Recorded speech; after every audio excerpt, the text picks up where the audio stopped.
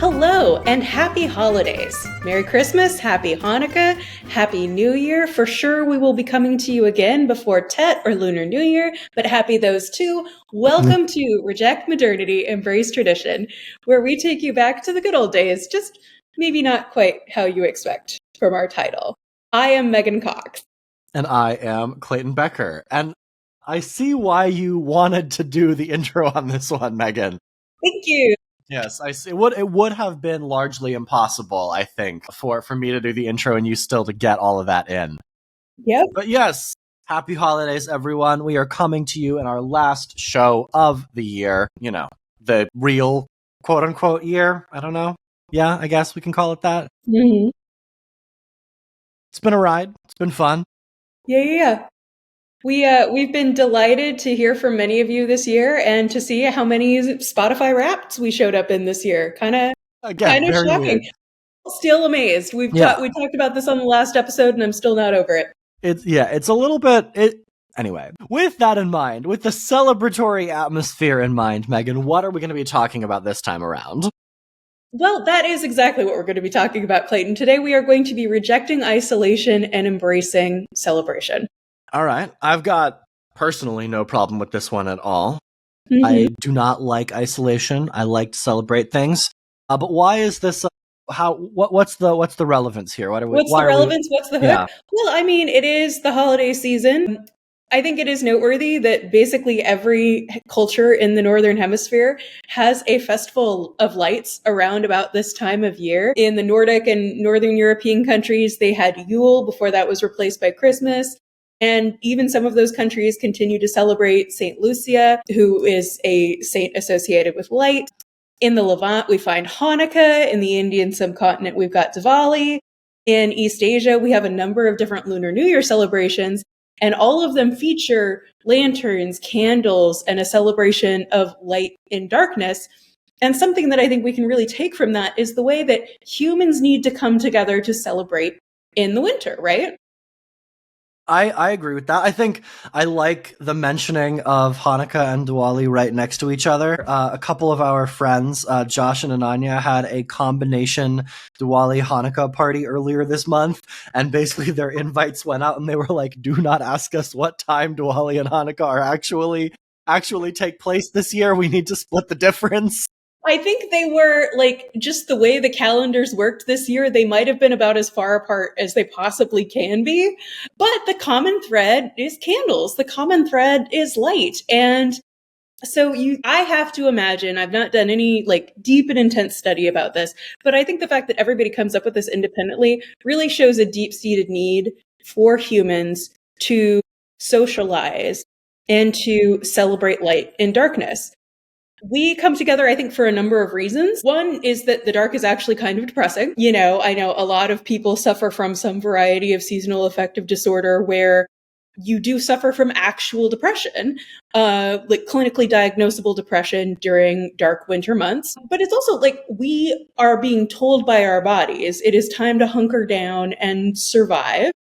And if you have to fight to survive, either going out and chopping wood or going to your 9 to 5 when you just want to stay in your bed in your jammies, it's a drag. That's a real bummer. I like the juxtaposition of chopping wood and going to your 9 to 5, right? You're fighting to survive either way. The cool winter months, keeping yourself warm. Living in LA, if you have to get to an office during rush hour, like that's combat. Yeah, you may be burning fewer calories, but your stress level is pretty high either way. That's a lot of cortisol. I also do think that it is very apt and funny, like darkly humorous, that seasonal affective disorder spells out sad. Oh yeah, that was great. Who could have known that scientists were funny? Yeah, you've got the long dark in places. Yeah, you know, exactly. You get. I was interested to learn that you get. It's either hardship pay or hazard pay if you are a U.S. diplomat working in Reykjavik because of how dark it is. The pay scale is a little bit like nicer and easier than working in Belize or what. You know what? Sure. The other reason that winter stresses us out is winter is a threat to our survival. We want to come together because winter is a threat to our survival. We have a better chance of surviving in small groups than we do on our own. Johann Hari writes in Lost Connections, which is a longer book about depression and the social causes of depression, about how humans sleep worse when they are sleeping by themselves than when they are sleeping with others. You experience more micro awakenings where basically you are awake, you don't remember it, but you're like scanning for danger and then you go back to sleep. So if you sleep worse when Andrea is on a work trip, this is why. You are not comfortable sleeping alone at this point because it doesn't feel safe to you, even if you don't remember realizing that consciously. Just watching for Parker and seeing if he's trying to jump on me or something, you know? Yeah, exactly. I mean, I will note, this is a thing. Andrea was on a work trip like last week, and it's very interesting. Andrea says the same thing happens when I go on trips, when I go on work trips, that Parker, our little dog, will sleep on the bed with us when one of us is not there, but when both of us are there, he always goes under the bed. Interesting.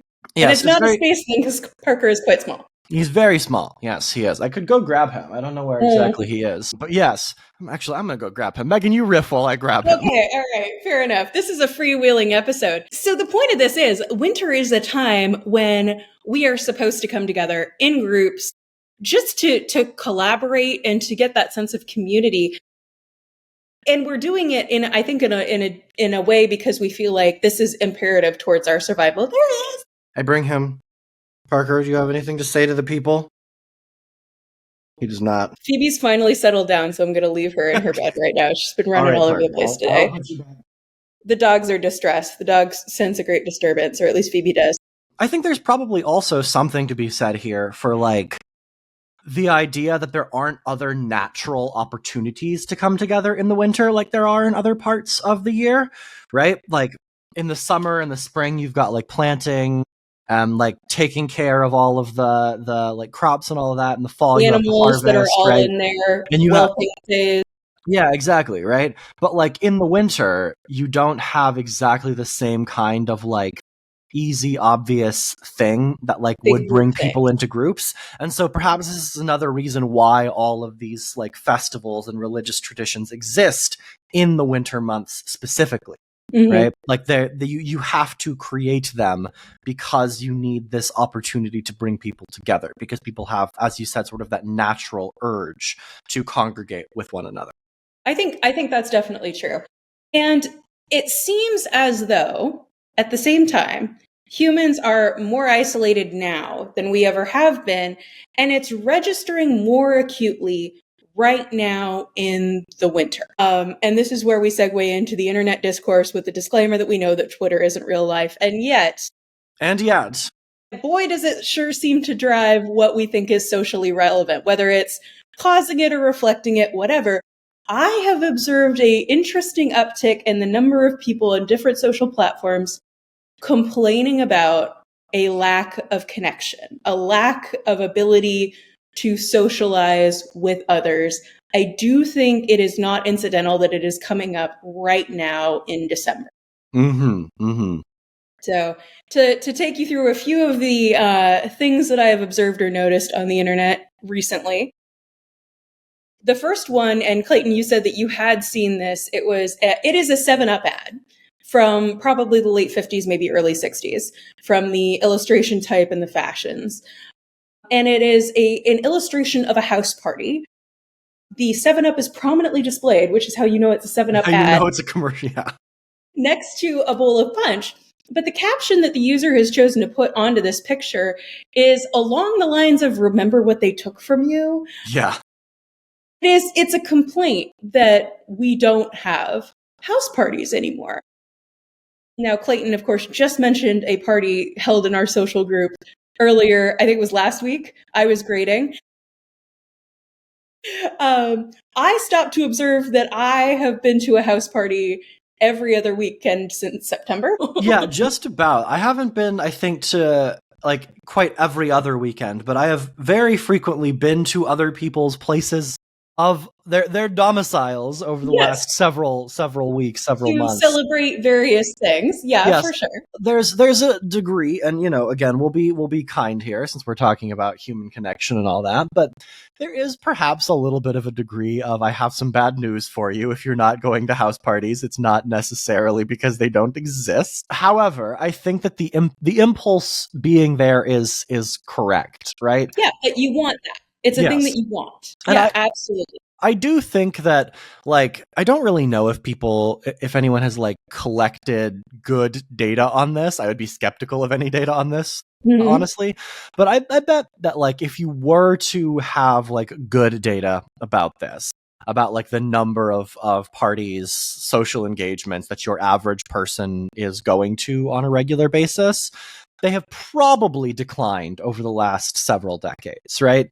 I wouldn't be surprised to hear that. And then I think the next thing that I noticed on Al Gore's internet may give us a little bit of an insight into why, I love it. It may be a little bit explanatory. So a user posts a picture of her living room in her home. Oh, I saw this one Um, too. Yeah, this is, you like, remember this? nuts. Yeah. Yeah. So she posts a picture of her living room, which like she has spent some time doing her living room. It was very Not, well put together. it's very well put together. And there are four friends. It looks like they may be playing cards or playing a game of some kind. Some people are sitting on the floor, some people are on the couch. And she mentions that it was a snow day. And so they're all hanging out in her living room. And the backlash that she gets to posting this picture of her spending time with her friends in her home is wild, Totally wild. totally wild. But then what I thought was so great and interesting is she went through the backlash and compiled notes and posted those to I didn't kind of, see this part. I didn't see this yeah, part of that's what really got me thinking about it. And so what she was taking away from it and then kind of like continuing to discuss was people think that it's very expensive to have a home worthy of hosting people in. And people think that it's very difficult to have friends who would just want to come over, or that it's very like you're in such a great financial situation and so are your friends that they can just come over in the middle of the day. And her point was, no, it was a snow day. Most of us work in restaurants and the restaurants were closed. So we all decided to hang out with this unexpected day off slash unpaid day that we wound up having. I think it's perhaps useful as well to contextualize exactly what some of these comments were saying. Mhm. Like, people were basically saying, like, it must be nice to make so much money to have an apartment that big. Must be nice. Like, not everyone has four friends, and you shouldn't be flaunting the fact that you have this big social circle across the internet. Like, wow, those decorations must have cost a fortune, right?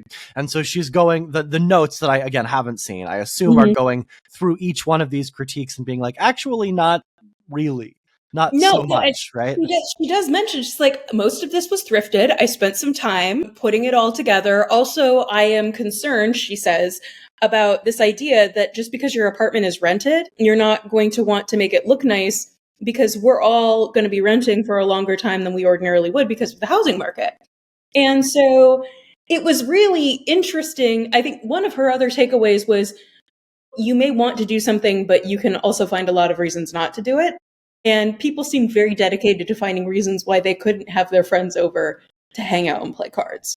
Yeah, another thing that I think I noticed on this point is a lot of people seemed to assume that she was in New York, and she's actually in Chicago. Am I right about that? Yes, Yeah. yes. And so it's like you've got like like a bunch of people in New York for whom that living room would actually be like a very large, like, you need a number of roommates or a high income in order to afford it, who are Mhm. like porting their perceptions of New York. Do you know, Megan, of bean soup theory? No. So bean soup theory is basically this, like, well, what about me kind of Yeah. thing, right? Uh-huh. Uh-huh. It comes out of, like, I suppose the reason you wouldn't necessarily know about this is it comes out of TikTok, right? Yes, that's a good reason I wouldn't know. And bean soup theory, if I'm remembering correctly, the exact origin of the phrase, it's like this woman is like bringing, like, Well, she brought chili to her to her neighbor. neighbors, right? Or something like Yes. that, right? Yes. It was either that or, like, I'm going to make a bean soup, right? I think this is like, here's my bean soup recipe. And people were commenting to her like, well, what if I don't like bean soup? right? And it's like, well, like, you don't have to make the bean soup. No Yes, one I'm is. sorry. You've chosen to live in New York, and yes, you're going to have a Yeah, harder no time. one is forcing you to live in New York. We're getting a little bit off of the rails here, but like Yeah, yeah, yeah. there's this tendency, I think, of people to assume that like everything must apply to them. And if Yes. they are busy and don't have the ability to go and hang out on a random evening, then nobody has the ability to hang out on a random evening. Nobody should have the ability to hang out on a random evening. And to your point, right before we get back on track here, of like you can find a bunch of reasons not to. I've talked, we sort of like Andrea and I have noticed this about ourselves, that if we are invited to something like far off in advance, we will come up with reasons why we don't want to do it. But if we're invited to like a spur of the moment thing, we are much more likely to go. Well, that's interesting. That's something I'll have to think about. I mean, Giving you food I for think thought, Megan. that is good food for thought, but I think there are legitimate causes for isolation at this point, and I do want to take them seriously and kind of engage with them before we get into a solution, which is largely going to sound like you can just do things, or you should maybe revise your expectations about what doing these things actually looks like. Yeah. One of those causes of isolation does seem to be finances, and whether it's a perception or reality doesn't really matter. Some people feel that their economic circumstances constrain them from socializing, and then they will not socialize because their economic circumstances are constraining. Whether that's true or just true to them, that is something that's going to happen. I think it's completely legitimate to say, as the cost of goods and services, especially housing, goes up, it seems like we're running into both lifestyle creep and lifestyle compression simultaneously. I don't know if you've observed that. Yeah, I think so. I mean, I've definitely noticed the like lifestyle creep kind of thing. Mm-hmm. Like, I think a lot of people have this idea that if they're going to host, then it has to be this big production, right? Yeah. That like having someone over is like a whole deal, right? Mm-hmm. Instead of just being like, hey, do you want to come over and like watch movies, right? There doesn't need to be anything that we're going to actually do here. You're going to come over, we're going to order like a $10 Domino's pizza, and we're going to watch movies, right? Mm-hmm. It's like, oh, well, I'm going to host people, so it needs to be like a dinner party. There needs to be an like event, right? I need to make the party full link, right? Like, there's nothing wrong necessarily with hosting an actual event that is planned out in advance, right? Like you and Shreyas hosted your housewarming that was very well put together and Thank you. lots Had of a nice, flyer and everything. yeah, lots of nice food and all that stuff. And like, Megan played very interesting movies on the TV that no one knew what they were.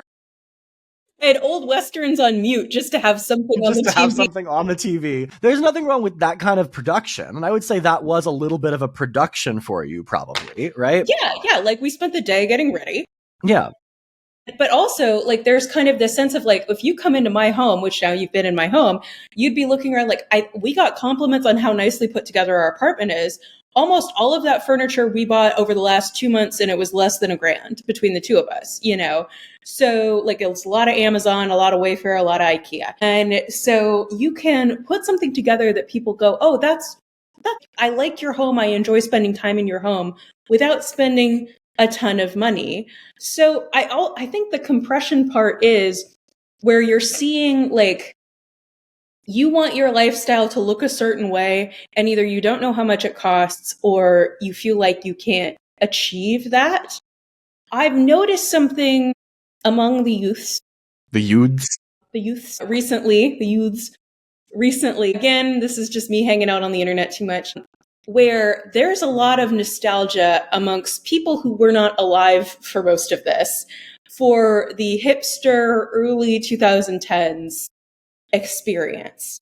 I wouldn't say weren't alive, they were children. They were like children, actual, yes. like preschoolers for this. And something that I think is important about this, they are valorizing that hipster stomp clap hey, kind of lifestyle without acknowledging that those things that hipsters were doing were the cheap things. Thrifting was cheap back then. Thrifting is no longer cheap. I don't understand why. Stomp clap hey music is very easy to make. It's very easy to participate in. It is like PBR, Pabst Blue Ribbon beer was the like bottom of the barrel. I mean, it still is the bottom of the It still barrel. is. It's not It's great, but not it good got this beer. kind of social cachet because hipsters were drinking it because it wasn't very good and it was very cheap. Yeah. And so that's how it kind of rises. So what you need is a new cheap thing. Wearing business casual to the club because we didn't have multiple sets of clothes. There was no Shein. We were not going to go buy cheap club wear to have something else to wear to the club. Yeah, you're not gonna buy like a $3 dress that lasts a single night, right? Yes, And is made yes. out of like silly string, right? Like Yeah, made out of exactly. dental Exactly. floss. Like I think another good example of this, like even from a prior generation, is like the sort of folk revival in like the East Village and Greenwich Village in New York during like the 50s, 60s, 70s, right? Mm-hmm. They were living in those places because those places were not nice, right? Yes. Like they were hanging out in the East Village and the Lower East Side because like the Lower East Side was very cheap, very inexpensive. Lots of the places they were staying, they weren't actually supposed to be staying in them at all, right? Like The idea of like the Portland like hipster culture, hipster scene, those places were cheap then. And so what I would say is if finances are the reason that you are not socializing, you need to rediscover or create or find a new cheap thing to do. yeah. I think there's this impetus among people to say that like the term like middle class or middle income or like whatever job you have, right? Like a certain level of income should define a certain lifestyle. And I just don't think that that's like totally right, you know? Because like if you look at sort of the way that income has changed over time, lots of things have become much cheaper than they used to be, right? Like, But I other things have are more expensive. other things are more expensive, right? And oftentimes, and this is like a whole separate episode, and we're getting a little less like loosey goosey with this, but there's a whole thing called the Beaumont cost disease, which is Oh, basically I was just reading about this. Yeah. like services tend to become more expensive more quickly than do products, right? Mm-hmm. Because, for instance, it's much easier to build a whole bunch of flat screen TVs with automated manufacturing technology, which is why I can have a TV that is way better than anything I ever had growing up for a fraction of the price, right? Mm-hmm. But like my haircut is now like $50 as opposed to being, like $20 like when I was a younger kid, because the person who's cutting my hair can't do any more haircuts, right, over the course of a day than they previously could. But you still have to pay higher wages in order to attract people to be barbers or hairdressers when Mm-hmm. they could get higher wages in higher productivity fields. This is the Beaumont cost disease in a nutshell, right? And it means that like the specific lifestyle that people can afford is largely dependent on sort of how expensive various services are. Mm-hmm. And also I would note, especially for like the early 20s, right, how much like venture capital firms were willing to subsidize like cheap Ubers and cheap food delivery, right? Mm-hmm. In a way that they are not willing to do anymore because they're like, it's time for these services to start turning a profit, and it is very Absolutely. expensive to have a private taxi for your burrito. But the long story short of this rant, basically, is that, like, as Megan said, there are going to be new cheap things, right? And it falls to us to find the new cheap things that we can do together in person. Yeah. Don't just replicate what you saw my generation do. Create your new cheap opportunities. Now When that Megan does said her generation, that's because she's super old. She's the grandma of the podcast. I know nothing if not how to commit to a bit. And it's been a long time since we've reminded viewers. since we made fun of my age. Yeah, for sure. Oh God. So let's talk about the next part of this. Moving on from the financial issues, it's somewhat related, but people are concerned that their social circles are too small to sustain any sort of social engagement or any type of, I don't know, celebration, party, holiday activity. Some people simply do not have friends. And I do recognize that you and I, as we're talking about like all of the different things that we do and friends that we see on a regular basis, the university environment is one of the most new friend generating environments. Yes, it is very conducive to such a thing. yes, you're walking a lot and talking to people a lot and a lot of repeated surprise interaction. And And you have, unless you're Megan, you're around a lot of people who are basically your same age. yep. I can hang though pretty effectively She given, can. You wouldn't know. None of us knew before she told us. yep.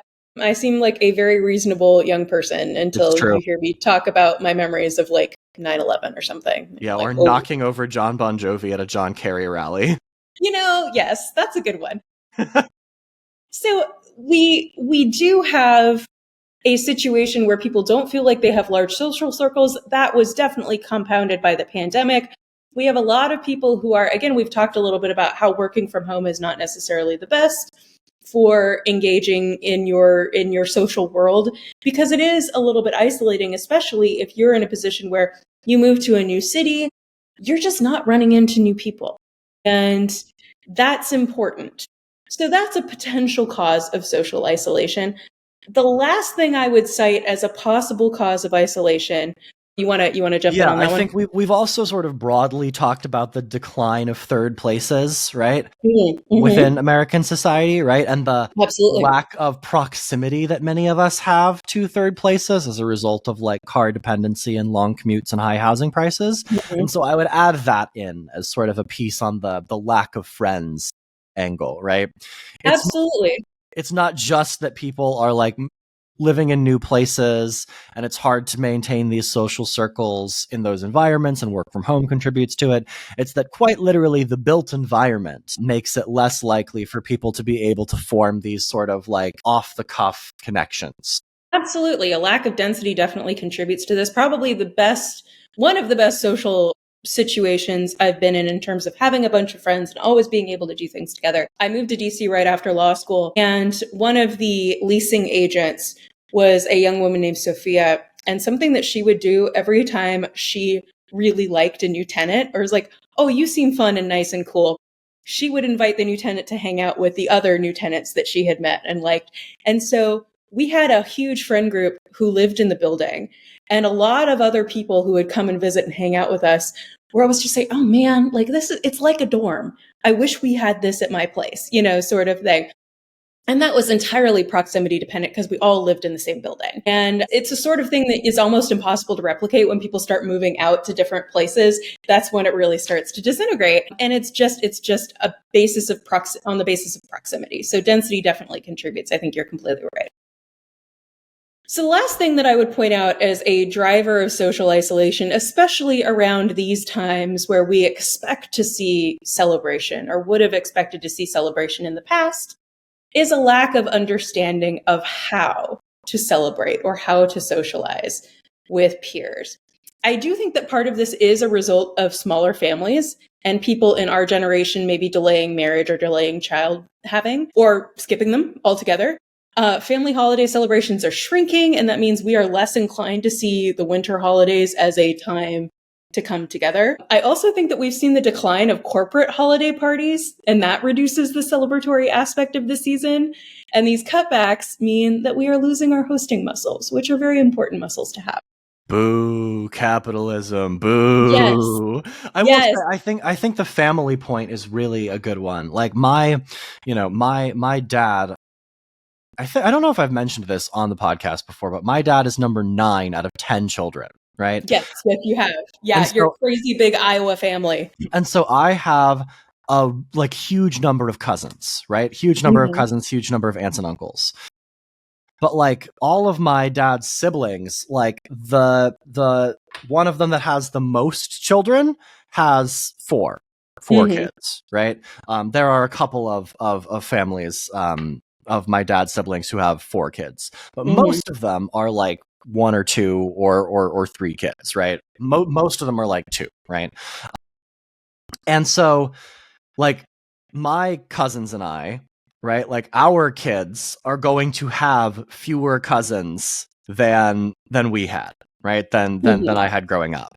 And my cousin Nia, who I'm quite close with, sent me this link, and she was like, it was about like the importance of cousins, right? And how they are important to your development socially just as much as siblings are in some respects, right? Absolutely, absolutely.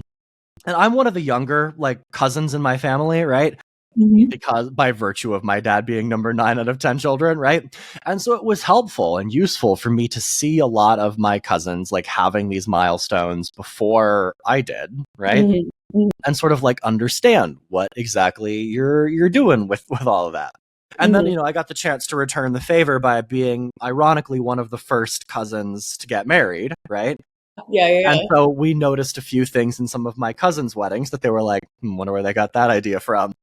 But the long story short is I think that you're just totally right about this family thing, right? Where like, I used to go like to my grandmother's house in Iowa all the time for Christmas, right? Like either Christmas Day itself or like just after Christmas. And the entire family would be there for like a week, right? And it would be like 30 people, right? Just hanging out in this very small house in Iowa, right? Cousins playing video games together, right? Grandparents, aunts and uncles and parents making like giant feasts for everyone in the kitchen, right? All day long. And as that declines, I totally agree that you're right, that like that is diminishing our hosting muscles. And again, like making it more difficult for us to sort of perceive or think that like we are capable of hosting these kinds of gatherings.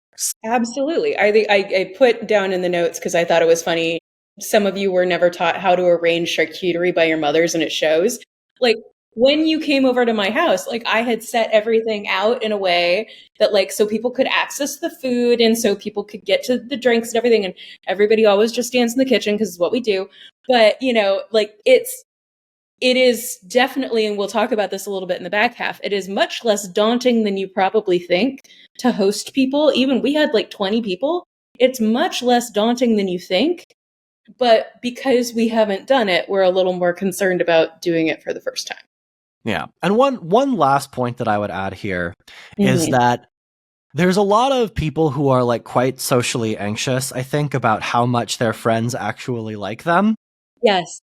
And I obviously want to be like cognizant and sensitive to people's anxieties and like make sure that I'm not telling you it's all in your head, right? And like, because that's bad and doesn't help people with anxiety. But I would encourage you to consider the possibility that your friends actually like you more than you think they do. That's why they're your friends, right? I will also say, I know, some people, everybody's got their own thing. Everybody's got their own kind of story that they've told themselves about who they are since they were a kid or whatever. And I remember thinking, don't ask people to come to a party because that's creating an obligation for them or something. It's putting a burden on them. I think I specifically was thinking about this in the context of when my colleagues started having baby showers. And it was something that I was like, oh, I never, not that I have children, but I don't know that I would ever ask people to show up and bring me stuff. I loved going to baby showers and picking out baby presents and doing things like that. I loved it. And you're taking the opportunity for people to be nice to you away if you don't give them that chance. You'll never know how much your friends like you if you don't give them the opportunity to show it. Yeah, I think like a good way to think about this, and you sort of alluded to it there, Megan, is like just think about how much you enjoy being invited places. Odds are you probably enjoy getting an invitation, even if you are not able to go in the end, right? Because you have other obligations or you can't make it or what have you. I don't think I have ever felt like dissatisfied by someone choosing to invite me to a thing, right? Like I've gotten invited to a Hanukkah party next week that I won't be able to attend just for various reasons. But I'm not like angry at the person who invited me to this party for inviting me, right? Yeah. And so take how you feel about being invited and just recognize that probably everyone else also likes being invited places, right? You're not giving them an obligation, you're giving them an opportunity. Yeah. I think that's a great way to frame it. So with that, when we come back from a little break, we will talk about embracing celebration and how you too can be the hostess with the mostest. So true.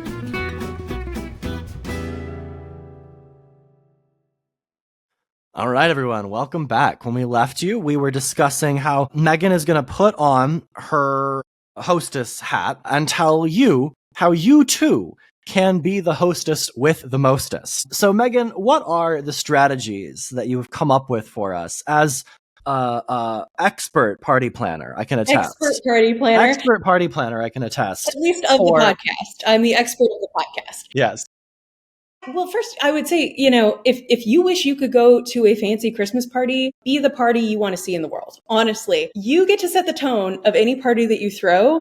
You get to decide how fancy it is. It is your party. It can be a sit down dinner party if you actually want to do it like that with a couple of friends, or it could be a housewarming where you invite basically everyone you know, which is what I did. And practically speaking, it doesn't require as much as you think. I think hosting a non-fancy house party does not require much. It doesn't even require chairs. I think you saw a good chunk of people were just flopped down on the floor, and that is totally fine and a-okay. You need a bare minimum of food. People usually offer to bring things. Any party with people under the age of 40 is a default potluck. Also, BYOB, bring your own beverage, is pretty standard. So I once hosted, all you have to do basically is clean your place and send some texts and maybe get some cheese and crackers. Um, cleaning my apartment, I Megan. know. So what about the people who can't clean? Yeah, what about the people who can't clean, Megan? Have you considered? Yeah, that's true. TaskRabbit. I hashtag not sponsored, but I would suggest that's the bar, is to whatever space you have is the space you have. I also literally, this was probably a very high school thing to do. One time my parents told me that I couldn't go to the dance that was that evening if I didn't have my room clean before it was time for the dance. My friend came over and we cleaned my room together, and then my dad drove us both to the dance. So people are surprisingly willing to come and do whatever with you. Really, just whatever kind of fun you want to have, you can be having. But I once hosted a dinner party, like an actual fancy sit down dinner party, where I had to text a neighbor who was invited and ask him to bring bowls because I had run out of bowls. This was a gumbo dinner party. And it's fine. It's fine. Most people are just happy to be involved and included in whatever party you want to throw. Yeah, again, I just like to really, really hammer it home and bring it back here. Like, your friends like you. Like, almost certainly, your friends like you. Whichever friends you have, they like you. Like, I mean, sure, there are edge cases in which your friends don't actually like you. But odds are, you are not the exception, right? Like, I know you're thinking, right? Oh, but like, my friends don't actually like me. They're just waiting. Listen to Justin Long, and he's just not that into you. You are not the exception. You are the rule. Yeah, you're like, they haven't waited 10 years to tell you they never actually liked you and they were just annoyed that you were hanging around. They weren't thinking that, right? Like, they weren't thinking that. Yeah. And I think it's important to understand that, like, as Megan said, this really isn't that hard. Like, we know this is normally a policy-focused show, right? But at a certain point, you do have to admit to yourself or recognize for the first time that you can just do things. You are allowed to do things. You are permitted. Mm-hmm. You are permitted. One of those things can be throwing a party. By the same token, if you are invited to a party, you really should go. Don't think that it's a pity invite. Don't worry about it. Just go to the party. You don't have to stay that long. It's no longer an opportunity. It's an obligation now. You know, you might feel that you have an opportunity and you are giving people an opportunity, but when you get invited to a party, you should go. You should go. Everyone wants to create a village. Everyone wants to have a village, but no one wants to create one. Yep. No one wants to be the villager. Yes. There is a little bit of work that's necessary here. You got to put in a little bit of effort to maintain your community. Mm-hmm. Everyone talks about building community, and then everyone's like, actually, I'm not so sure about this building community thing. I'm tired. I don't want to. The dinging that you may be able to continue hearing on my computer because somehow I can't figure out how to put on Do Not Disturb is a group of friends who are arranging a happy hour that I will attend after we finish recording. I have a ton of stuff to do. I am leaving town shortly. Would I be able to come up with a reasonable excuse to not go? Probably, but I'm gonna. Yeah. My neighbor invited me over to play a new board game that he got this week, later tonight. I have many reasons why I couldn't go, potentially, right? I have a lot of grading left to do. I have not really finished even half of the grading I'm supposed to do before grades are due, but I'm going to go and play this board game because it is time to be a villager. It's time to build some important. community. It's really important. I also think this is just another side rant, I suppose, but this idea that things are cringe, enjoying things is cringe, I think it's such a problem for our society. Someone is inviting you to a holiday party, or any party, but a holiday party. It's a bid for connection. And it's important that you reciprocate and respond to that bid in such a way that that person feels comfortable doing it again and you feel comfortable doing it to them for like important social reasons. This is how we keep the fascists from winning. If you think that it's cringe to have a holiday party, if you think the hallmarkification of the season has made you think that this is only something that the most basic among us enjoy, tough. You cannot both think that something is cringe and be jealous of it. Yes. And also, as a wise man once said, it is important not to kill the cringe, but to kill the part of you which cringes. Is that Batman? I have no idea who said it, but that was the Batman voice, yes. I was doing it in the, like, you know, it's not who I am that matters, but what I do that defines my actions define me. Yes, whatever the fucking line is, but like I needed to reframe. Megan, you just need to laugh and let me do my bits. Okay, you know what I mean? Fair enough. I'm so sorry. Discussed, I am nothing if not a guy who commits to the fucking bit. You are correct. Honestly, but I mean, this is another thing from the 2010s. But if you're jealous of the 2010s and you yearn for that kind of lifestyle, this is what you want, honestly. It's wine in a coffee mug in an acquaintance's kitchen while you enjoy a holiday or a band or somebody throws a birthday party for their dog or whatever. Honestly, I have been to a birthday party for a dog quite recently. I wasn't sure if it was a dog or a cat. But whatever, did you have fun? Did you enjoy it? I did have fun. It was very entertaining. Okay, great. You know, hopefully you get to meet somebody that you've never met and you hit it off and become best friends. And that is your host's greatest dream, quite frankly. That gumbo party, people made lifelong friends at that party. And that's really all I care about. This really is the apex of the you can just do things ethos, honestly, really, truly. You can just throw a party. At the same time, I think it's very important here to recognize that the kinds of house parties you see in media, the kind of house party that is depicted in the 7-Up advertisement, are not real life. Always has been aspirational. When is an ad ever portraying real life? Right? Like, I can probably count on like one hand the number of parties in high school that had even close to the number of people that stereotypically show up at a house party in the movies, right? Mm-hmm. Like, there is no real world in which the average house party in high school has like 250 people at it, is in a 2-story house with like 7 bedrooms so that everybody can be like fucking all at once and like screwing up all of their futures, right? Like, yes. And has a pool in the backyard and like enough space for all of these things to be happening. Like, it's just not real life, right? And you shouldn't compare your real life to the 1, aspirational depictions in media, and then 2, the depictions in media that almost always are of wealthy people, right? The perhaps best example of this is like the McAllister family home, right? In Home Alone, where people are like, oh, like, I can't believe a normal person could afford this back in the 1980s. Mr. McAllister was never fucking normal. And it's like, he was rich. He was wealthy. He was rich then. This whole family was flying to Paris. Yeah, he had back when air travel was more expensive, mind you, right? Like, they had enough money to where like Kevin's mom was like trying to get back to Kevin, not caring at all about the price of various things, right? Like, this is a wealthy family that is being depicted for you.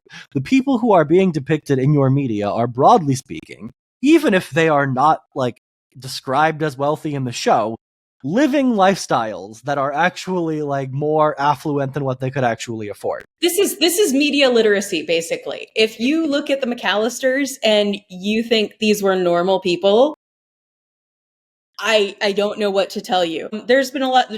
Friends, the apartments on Friends were super nice. It was a plot point that they had been pretending that Monica's grandma was still alive and living in that apartment because it was rent controlled. Not for nothing, but another part of Friends that is very fantastical is that you would have had to be like actively racist in order to have only a group of white friends in the late 90s in New York City. Like you would have had to village. be exactly, right? Exactly. Also, to this point, right? Like I have a friend who lives with multiple roommates in the East Village these days, right? He doesn't live across the hall from his best friends. His like brother doesn't live in the building next door, right? Like these are conceits of TV shows. Yeah, right? Like they live like closer than I live to my closest friends in Los Angeles, right? But it's still a decent walk. I visited him recently. It's still a decent walk to all of the like places where his closest friends are living, right? Like this is like all of these procedural TV shows where you're like, how is it that people only date people from their workplace? It's because it facilitates the show. It's not real. Andrea, this is like we're getting off topic again here, but whatever. Andrea and I have recently been watching 911. Which takes place in Los Angeles. Yes. And we're like, why is this single fire company everywhere? Like, why are they doing stuff on the 710 in Culver City, in Beverly Hills, in downtown? Like, why are they everywhere, right? And it's because it facilitates the fucking plot of the show, people, right? Like, it's entertaining, very entertaining, but you gotta realize that a lot of these things are not real. And perhaps one of the least realistic things that happens in fictional media is that everyone has 900 friends and they all show up to their house party. Like, Megan, you invited like basically everybody you know here in Los Angeles, right? Yes. Like you probably, I would say, conservatively invited, what, 50 or so people to this party? 60 people to this party? I don't know that it was even that many. I think it might have been around like 40. Yeah, and like what, maybe half of them were able to show up, right? Yeah, and plenty of them, like, people were out of town for whatever reason. It's fine. But yeah, I think about half the people I invited showed up. And Megan, let me ask you this question. The fact that you didn't have 40 people in your apartment that night, did that bother you? No, I think we would have had a problem if we had 40 people. Right, exactly. So, like, again, just think for like a moment, right? About like, oh, if I invite 10 people to my party and only 5 or 6 of my friends are able to show up, one, not the worst thing in the world. And two, does not mean that the other friends hate you, right? Like, I really need to emphasize this. Yeah. Your friends do not hate you. No, absolutely not. And it really, I mean, yeah, if that's your fear, I recommend you talk to a professional about it, honestly, because I think we've run out of road on this one. But so true. I mean, this is a policy podcast, blah, blah, blah, whatever. We could list off dozens of policies, and we have come up with some that would probably make parties more likely, improving transit, denser housing, generally improving our economic circumstances. But this is really one of our most bootstrappable problems. Literally. You can throw parties, you can attend parties, you can invite your friends over, maybe in a less formal way, just for a movie night. Meet your friends at a park or a coffee shop or a bar or wherever. And the holidays are the perfect excuse, even if you're not in a group of people who tend to do this sort of socializing. You can get together with your friends and say, oh, it's the end of the year, let's have a get together. If you need an excuse, use that. There is still time before everybody scatters back to like Duluth and Sheboygan and wherever they're actually from. And this is your opportunity to do Sheboygan are really catching strays, man. You can do your part to repair the social fabric. I want you to repair our social fabric one party at a time. Please just host a holiday party. Thank you, Uncle Megan. I will echo this sentiment, right? Like I said on the last episode, I have become civic virtue pilled. I have also become like very like, I don't think there's as good a term for this, but like social engagement pilled, right? Yeah. You gotta like, you have to socially engage with people in your social circle, right? It is important to the social, again, as Megan said, this is how the fascists win, right? When social fabric breaks down between people, when people don't have community, when people are isolated, they are vulnerable to the kinds of messaging that come out of like these right-wing fascist movements. I know like this has been sort of a freewheeling episode going between like extremes here of like just host a house party, but also the fate of the country is relying on you. But both of these things are true, right? Like, just host a house party, because it's that easy to do at least a small thing to help the future of the country. Like, it sounds weird. It really does. It sounds like we're blowing this up to this big societal scale thing. But, like, what is society if not for the collective actions of individual people making choices in their everyday lives? What is society if not many, many house parties? So true. House parties that you invite all your friends to and don't get bothered when only half of them are able to show up, right? Just host a fucking house party, Steve. I don't know who Steve is. Just do it. I don't know, but Steve is also catching strays. Just do it, man. Just do it. This is our call to action. If not for the holidays, then for the next year. In 2026, have a party. Yeah, let me see calendar here just right now when this one is gonna air exactly. This one will air, I believe, on the 29th. So this one will air very close to New Year's. If you don't have a New Year's resolution yet, let your New Year's resolution be, I am going to host 3 parties next year, 4 parties next year. I am going to host a quarterly party, right? That is now your New Year's resolution if you don't have one. You are going to host things, you are going to go to things, you are going to be a villager and build some fucking community. Hell yeah. But until we do that, we will check back in with you next December. Until we do that, I have been Megan Cox. I have been Clayton Becker. Happy New Year, everyone, and we will see you on the next one.